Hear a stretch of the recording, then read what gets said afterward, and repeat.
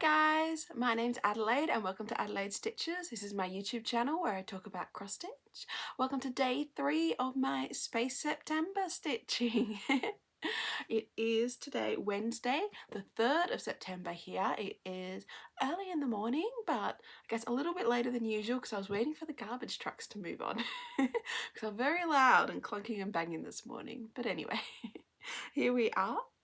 And the main project that I'm working on for this series of videos is The Wonders of the Hubble Telescope by Climbing Goat Designs. So I'll pop a picture up. Isn't it spectacular? I'm excited about this, and it has been really lovely to stitch on. So this is where I got to last night. Wow, I almost have a whole telescope finished. Isn't that amazing? Yeah, I can't get over how good it looks in the camera. So this beautiful fabric is Writing on Wall. This is a 28 count Lagana by Cascade Fabrics. I am stitching it with the Called For DMC. And last night I put on 352 stitches, which is not bad. If I try and do 340 each day this month, then it will be 50% done because it's quite large, this pattern. But I think that's what I aim for, because then I can do the other half next year, if that makes sense. So yeah, I don't think I'll get it all done, but that's okay because that doesn't include the back stitch as well, and the back stitch probably takes it to over 20,000.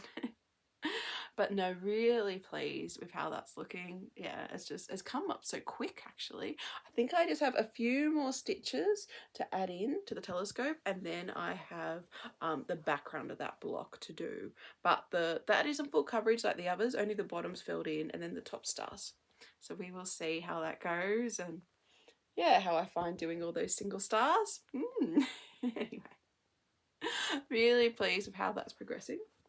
I am now up to altogether 819 stitches out of 19,772, and that is 4.14%.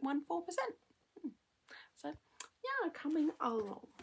So that's my main project that I worked on. And then the second project that I'd spun yesterday is from this book. So this is Cross Stitch in the Forest by Max Pigeon. Isn't that lovely? And it has a whole night section in it of patterns, and from that I chose the Aurora. Here we go. And looking at it now, mine doesn't really look like that now. So I did say yesterday I was going to change the colours, and I did think that I was going to change it to greens. That was my plan, and I had some greens out and was happy. But anyway, when my son came home after school, the one who's very interested in all this space stuff, my eldest, we talked about auroras, and we talked about northern lights and the southern lights, and then we actually looked up pictures of the Aurora Australis, which is the southern light one, and it's interesting. That really seems to have kind of a different colour palette. So I'll put a picture up of what we found, and this is just under the Creative Commons license. I think it's from Monash University I got this one from. A lot of the southern lights ones had pinks. I had a really kind of vibrant pink to it that was really apparent, and then would change to a green, which is amazing if you think about the spectrum. Changing from pink to green is quite tricky, but they do it, and it's very, very beautiful. So that's what he wanted. So we had a go. I'm not sure how it came out, but I will show you what we've done. And if you have a look, even though the graduation in the pattern is, so forget the white because that's for the stars, but it's kind of 5 colours. What I found, really it's 4 colours, and that 5th colour is only 16 stitches, and that is what they do the stars in. Sorry about the glare, here we go. Stars in down the bottom of the pattern. So really it's just 4 main colours in there, and so the dark one, and then you have 2 mediums and a light. That's, yes, how it works throughout. So we talked about colours, and we talked about darks, mediums, lights and all that, but in the end we went more for a colour tone difference, as I'm sure you'll see. And my son's happy with the colours, so that's why, yeah, I'm sticking with it. I keep stitching with it. But this is what it looks like. So here we go, it's bold, isn't it? So the dark blue will be kind of I guess almost like the echo of the colour, but more towards the night sky. And then the Aurora is the pink and the greens. And like the picture, it'll have the three. There we go. What's that? Oh, maybe this side. Rearrange myself. Okay. So you can see I've just started on that first one and tried to get the colours in to see how it will look. So it's going to look dramatically different, but I think it could look spectacular with those colours. It's going to be very bright, but oh well, we do like bright things. And I do think this colourway will probably fit in a bit better on his space wall with the other things we're going to have up. So, well, the boys' space wall, I should say. My youngest, he's very neutral, which is a good sign because he will tell you if he hates something. Mermaids and fairies at the moment, I get told a lot. But space, you know, he hasn't said anything bad about. So I'm taking that. That's good. He won't mind. But so the colours I used, and I have, oh, very messy. I was using them last night. I pulled them out.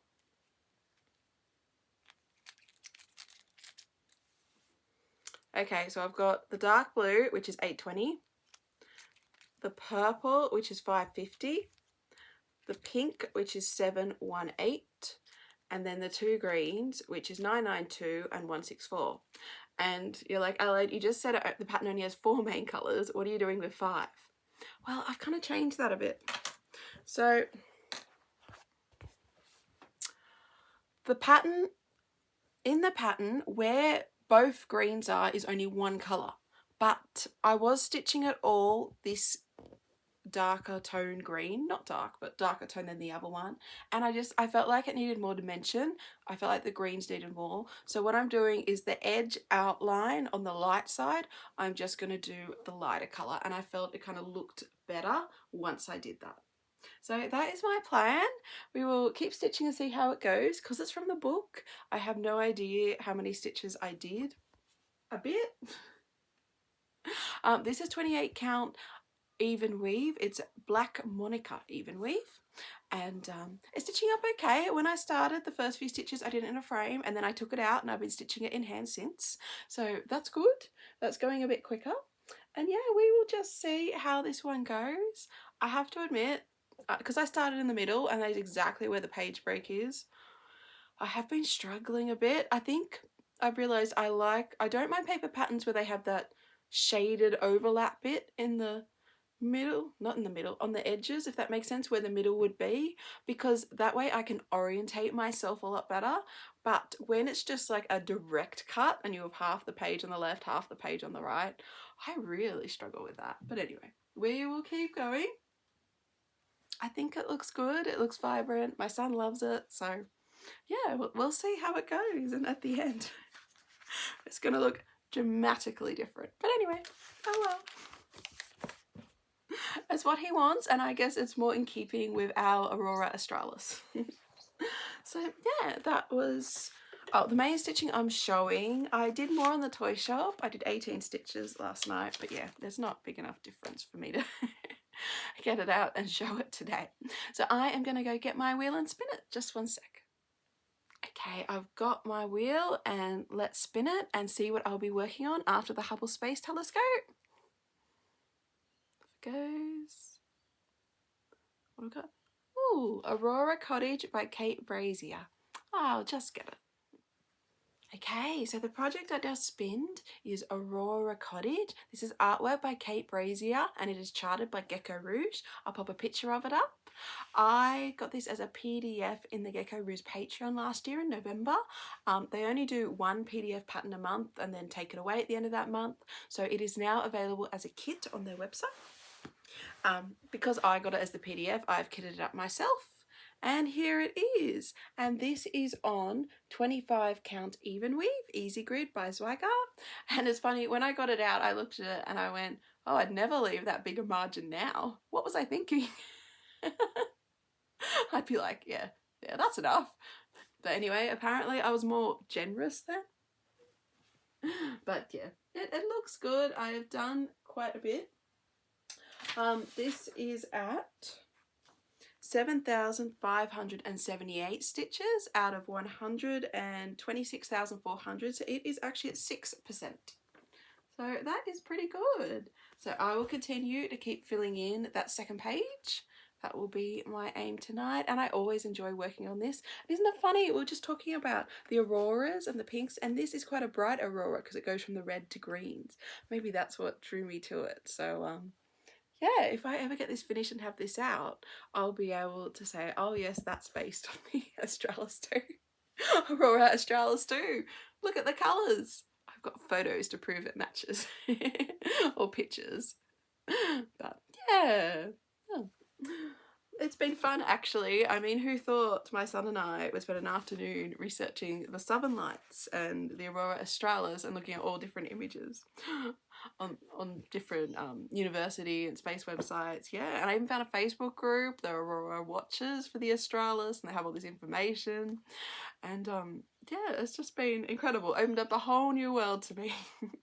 Where I am, because I'm in the Blue Mountains, which is in New South Wales. So we actually have 2 states below us, Victoria and Tasmania. So I know, oh, and there is also the ACT, I won't forget them, kind of tucked in to the bottom of New South Wales as well. So they, from what I could see, had kind of recorded sightings of seeing it. And actually some people at the top of the Blue Mountains where I live, Katoomba, had some beautiful photos of having seen it. But from where I am, I think because we're just that bit lower and we're kind of, yeah, up too high in Australia, we haven't seen it. But that's okay. I mean, probably the light pollution from Sydney doesn't help as well.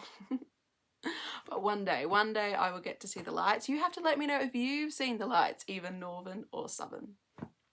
Alright, well the only other thing I was going to talk about today was my Frosted Pumpkin Stitchery Patreon.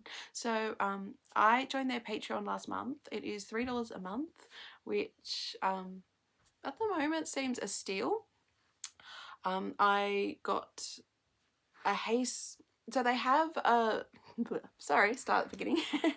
They have a series on their website. It has been out before, but I think before I got into stitching, called Hello Summer, Hello Spring, Hello Winter and Hello Autumn. And they have been releasing seasonally, one starting with summer in their Patreon. So last month they had Hello Summer, but this month they actually just put up yesterday Hello Autumn. So I'll put a picture of it up. It is really cute for the price of the Patreon.